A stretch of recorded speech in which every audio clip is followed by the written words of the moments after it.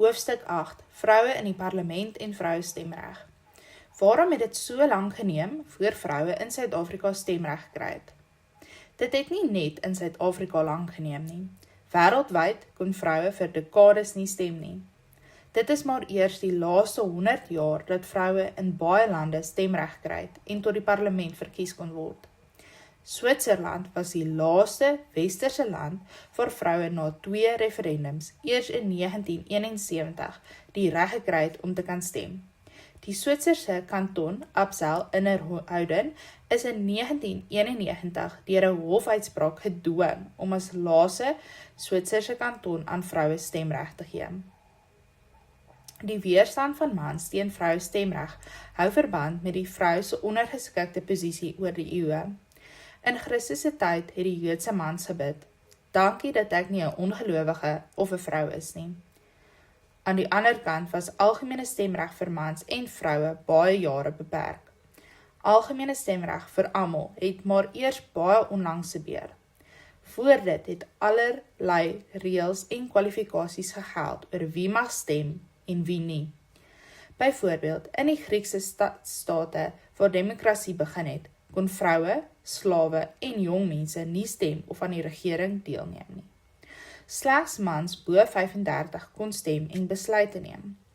Nog 'n voorbeeld, die Britse parlement kom van die 13de eeu af, maar na 400 jaar in 1780 kon maar slegs 3% van die Britse bevolking stem.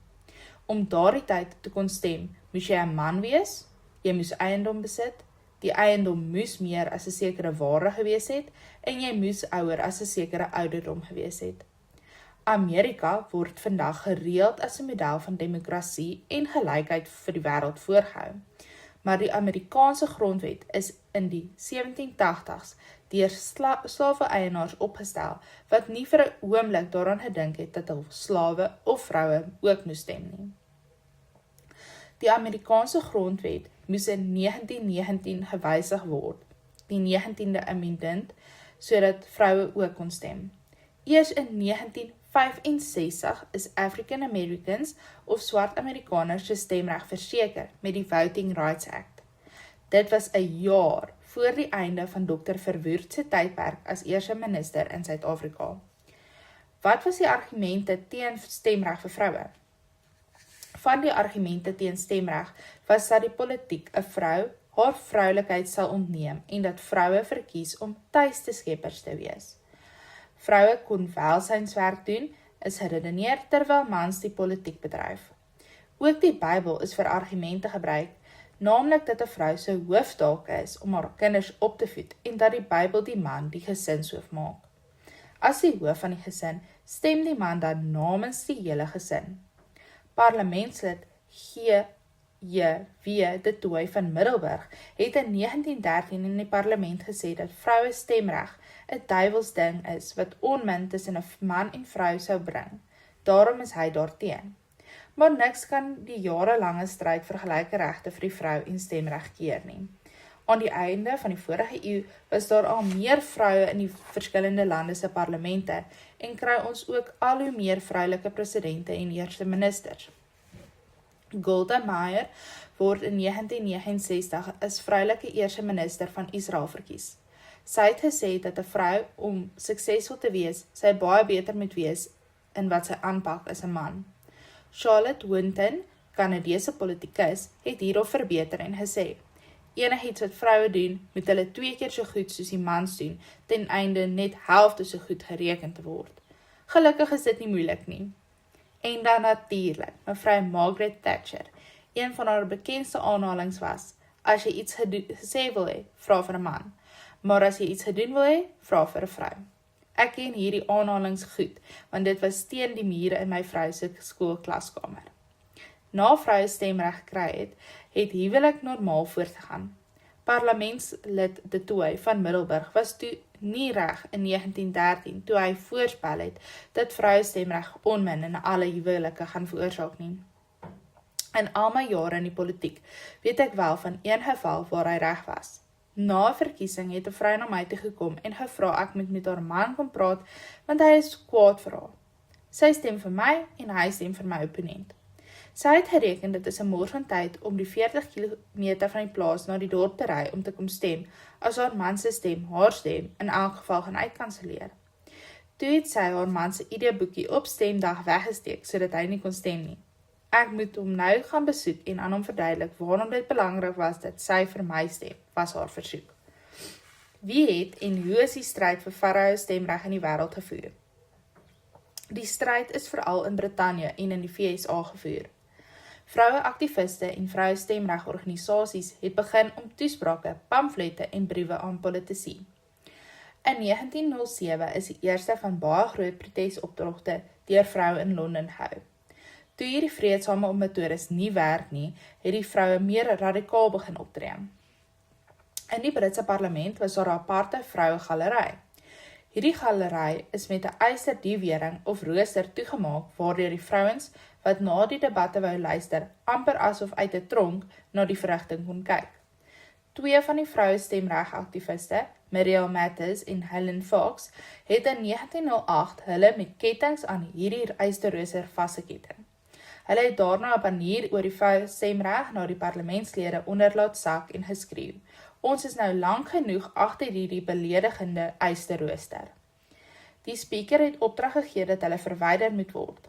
Omdat hulle vasgeketting was, kon hulle nie verwyder word nie.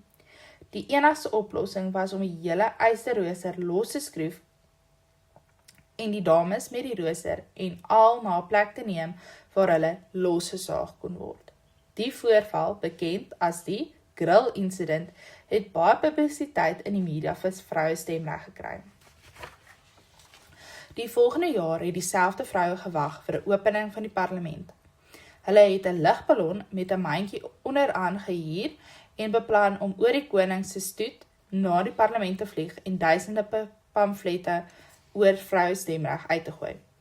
Op die ballon was groot geverf "Votes for Women". Hulle het wel die pamflette gestrooi, maar die wind het verkeerd gewaai en die pamflette het myle van die koning se optog geval. Tog het hulle steeds baie publisiteit so gekry. Die vroueaksies het al gewelddadiger geword en talle vroue het in die tronk geëindig. So was Emily Davidson 9 keer in die tronk en 7 keer op hongerstakings oor haar stemregaksies. In 1913 het sy oor vroue stemreg betoog deur by die groot perderesies, the Derby, voor die koning se perd in te hardloop. Die perd het met haar gebots, haar rak getrap en 4 dae later is hy dood. Al hierdie druk het gemaak dat die Qualification of Women Act in 1918 in die Britse parlement aanvaar is, wat aan Britse vroue stemreg gegee het. Die wet het net 26 woorde. Daar is spottend later gesê dat die kortse van wet die langste debatte veroorsaak het, toe vroue begin saampraat het. Wanneer en hoe het vroue stemreg in Suid-Afrika gekry? Toe vroue in Brittanje stemreg kry, het die druk om dieselfde in Suid-Afrika te doen toegeneem. In 1907 is die Vrouwenkiesreg Liga in die Kaap-provinsie gestig wat vir vroue stemreg geveg het. Die bekende skryfster Olive Schreiner was deel hiervan. Olive Schreiner het na die groot trek verwys en geskryf dat die boervroue feministe was met sterk eie menings lang voordat dit in Europa mode geword het. Hulle was nie Victoriaans, broos en sonder 'n eie standpunt nie, volgens haar. Die bekendste voorbeeld hiervan is die kaalvoet oor die berge standpunt van Susanna Smith. Toe dit lyk of die voortrekkermans in 1842 bereid is om Britse anneksasie van die Natal te aanvaar, na al die ontberings wat die voortrekkers by Bloukrans en uiteindelik Bloedrivier gemaak het die vroue ontplof. Die gedigte Susanna Smith het die Britse gesant Henry Kloete daarop gewys dat die vroue in baie veldslae en ontberings saam met die mans was en daarom op 'n eie mening geregtig is. Die bekende woorde van "dan eerder kaalvoet terug oor die Drakensberge as weer onder Britse bewind" kom uit daardie tyd. Die gesant met sy Britse agtergrond was geskok dat die voortrekker vroue, anders as Britse vroue van daardie tyd, soveel vryheid deur hulle mans toegelaat word. Hy skryf na hierdie voorval in sy boek "These women are a disgrace to their husbands". Een van die belangrike Afrika vroue wat haar van stemreg na 1900 beywer het, was Dr. Petronella van Heerden. Sy was die eerste Suid-Afrikaanse vrou wat 'n dokter geword het. In 1915 het Afrikaner vroue 'n groot optog na die Uniegebou gereël om amnestie vir die rebelle te vra. Sowat 6.000 vroue wat 65.000 vroue verteenwoordig het daar 'n petisie oorhandig. My ouma, Maria Mulder, was een van hulle. Toe die protesoptog nie resultate opgelewer het nie, het die vroue 'n aparte nasionale vroueparty gestig, omdat hulle nie deel van die manne se nasionale party kon word nie. Vroue stemreg was een van die sake wat hulle gepropageer het. Generaal Hertzog, as leier van die nasionale party, het aan die vroueparty beloof dat indien hy die 1929 verkiesing sou wen, hy 'n voorstel vir vroue stemreg sou indien. Hy het gewen en in 1930 het vroue stemreg gekry wat gemaak het dat die mans en vroue se nasionale partye toe saamgesmelt het. Hierdie 1930 stemreg was egter net vir wit vroue. Swart vroue sou in die 60er jare in die tuislande stemreg gekry en bruin vroue in die 3-kamer parlement. Eers in 1994 was daar algehele stemreg vir almal. Wie was die eerste vroulike parlementslid in Suid-Afrika? Die eerste vroue parlementslid in Suid-Afrika was Leila Reeds. Sy het in 1933 in Parktown kiesafdeling verkies. Sy was getroud met Dennis Reeds, seun van die ou Vrystaatse president F.W. Reeds. Dennis Reeds was ook die skrywer van die bekende boek Commando oor die Tweede Vryheidsoorlog en hy was ook 'n parlementslid.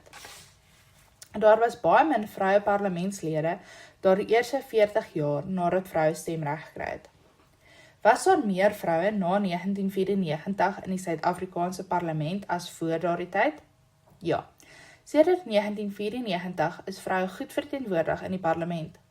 Die rede hiervoor is dat die ANC 'n kwota-beleid het wat vroue kandidate betref. Hulle gebruik 'n sebra-lys waar elke tweede man die naam van 'n vrou moet wees.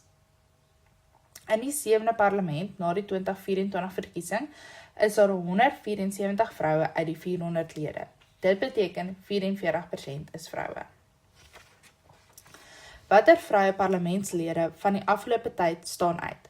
Dit is baie gevaarlik om te begin name noem.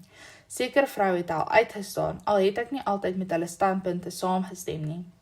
In my tyd dink ek aan Winnie Mandela, Geraldine Fraser Moleketi en Naledi Pandor aan die ANC kant. Aan oppositiekant dink ek aan Denai Smits, Sandra Botha, Lindiwe Mazibuko, Sheila Kammerer en Bessie Scotts. As ek verder teruggaan, was daar Dr. Rina Venter as die enigste vroulike minister in die kabinet en dan natuurlik Helen Suzman. Helen Suzman was vir 36 jaar lank lid van die parlement en vir 6 jaar die enigste vrou en verteenwoordiger van haar party in die parlement. Die storie van Helen Suzman en haar onderrok het ek al meer as een keer van my dogters vertel as 'n voorbeeld van 'n sterk persoonlikheid. As enigste vrou in die parlement was sy besig om 'n ernstige toespraak te hou. In die middel van haar toespraak begin haar halflyf onderrok afsak. Dit gebeur met vroue, maar vroue is baie slim om hulle elmboog teen hulle sye vas te druk en dan met 'n wikkel en 'n soort van rock and roll beweging die onderrok weer op te trek. Suzman het dit gedoen, maar na rukkie begin die onderrok weer afsak. Toe die derde poging om dit permanent op te trek misluk, het sy met 'n elegante skud van die heupe die onderrok tot op die grond laat val, waar dit toe in 'n sirkel om haar voete lê. Sy tree netjies uit die onderrok, buk, tel dit op en druk dit in haar handsak, terwyl sy nie 'n enkele woord van haar toespraak mis nie. Die verstommende vir my was dat haar persoonlikheid van so 'n aard was, dat daar geen opmerkings of tussenwerpsels van enige van die mans teenwoordig gekom het nie. Tydens 'n besoek aan die Amerikaanse Kongres het ek vir my dogters daar teehemde gekoop. Die Amerikaanse Kongres bestaan uit 2 kamers, 'n House of Representatives en 'n Senate. Voor op die teehem staan, "A woman's place is in the House and the Senate."